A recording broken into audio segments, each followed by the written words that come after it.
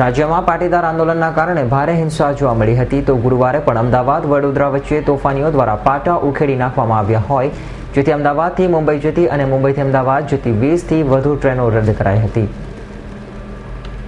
અમદાવાદમાં 25મીએ પાટીદારોની યોજાયેલી ભવ્ય રેલી બાદ રાજ્યભરમાં ફાટી નીકળેલ હિંસક હુમલાઓ અને ત્યારબાદ બુધવારે ગુજરાત બંધના એલાનની સાથે આખું રાજ્ય સળગી ઉઠ્યું હતું, પરંતુ હિંસાયુક્ત શહેરોમાં ફોર્સને મૂકી દેવાતા વાતાવરણ શાંત પડ્યું હતું।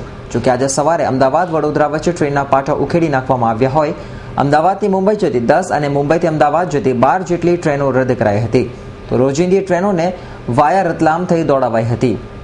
હાલ ગુજરાતમાં અનામતની આંદોલનની આગ પ્રસરી રહી છે, ત્યારે આજે ત્રીજા દિવસે થોડોક શાંત માહોલ થયો છે। જોકે તેમ છતાં અમદાવાદ અને વડોદરા વચ્ચે પટરી ઉખાડવામાં આવી હોવાના મેસેજ મળ્યા છે અને સુરતથી અમદાવાદ જતી અને અમદાવાદથી સુરત તરફ આવતી કેટલીક ટ્રેનો રદ કરવામાં આવી છે। અમદાવાદથી મુંબઈ તરફ જતી 10 જેટલી ટ્રેનો રદ કરવામાં આવી છે, જ્યારે મુંબઈથી અમદાવાદ જતી 12 જેટલી ટ્રેનો રદ કરવામાં આવી છે।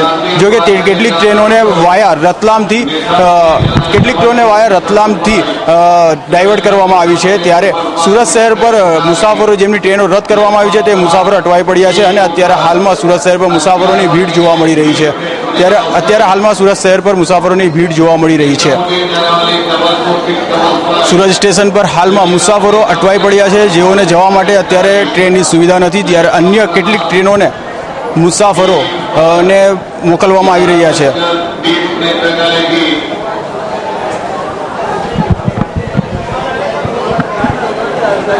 સુરત શહેર સ્ટેશન પર અટવાઈ પડેલા મુસાફરો હાલ ટ્રેનોની રાહ જોઈ રહ્યા છે।